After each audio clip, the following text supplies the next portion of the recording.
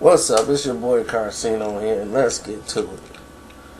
I'm watching the movie Clue, which is one of my favorite movies. Uh,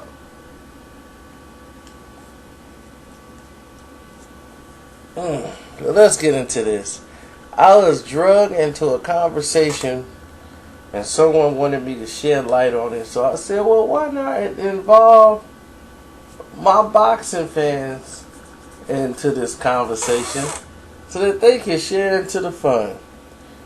Roberto Duran fans love to attack me and with his legacy and throw it around, and so now the new thing is they said Duran turned pro at 119 pounds. Floyd Mayweather turned pro at 130 pounds. This is absolutely true. But what they're trying to do is justify Floyd fighting Triple G. Now, here's their point.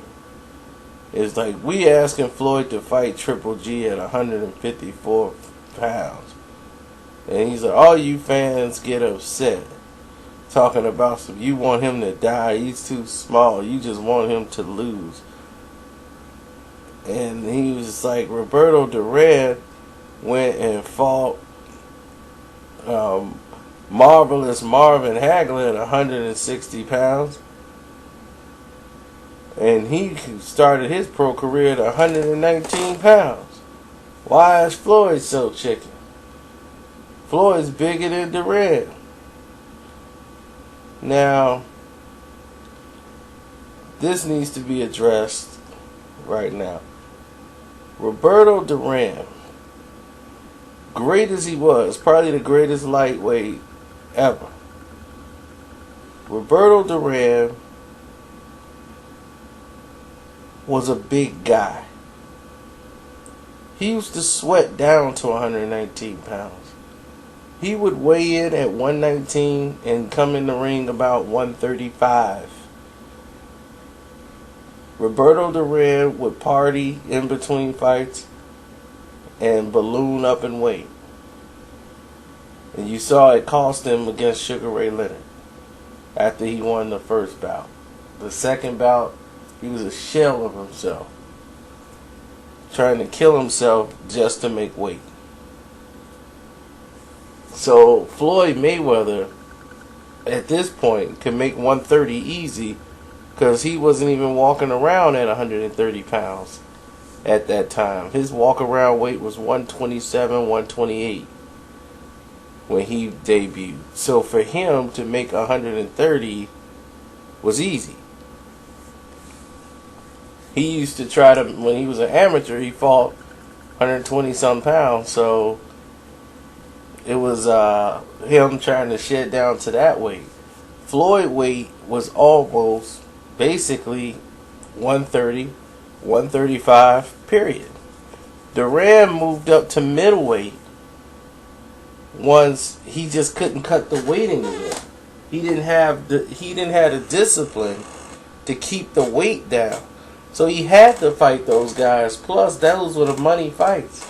Roberto Duran was a name. So if you wanted to get big in the sport, you fought Roberto Duran. Like, Hagler should have never been fighting Roberto Duran.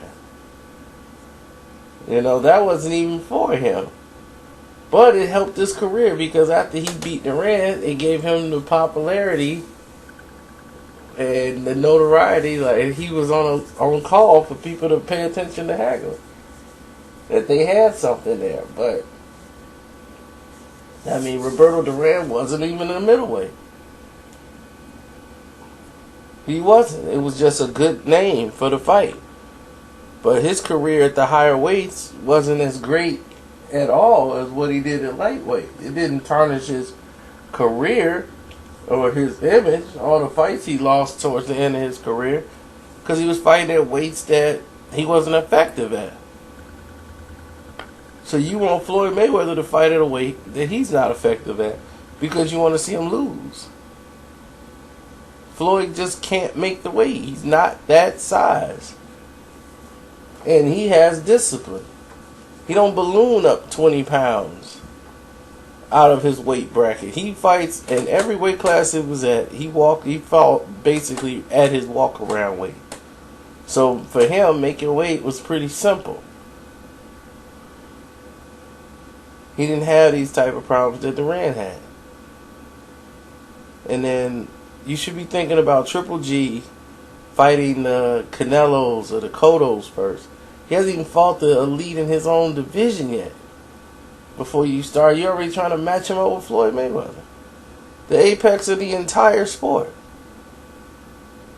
Just because you want to see him lose.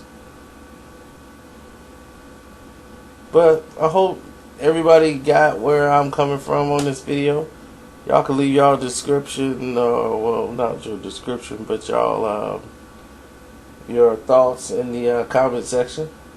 I'll read them and definitely send them to him and the Duran fans. I'm out.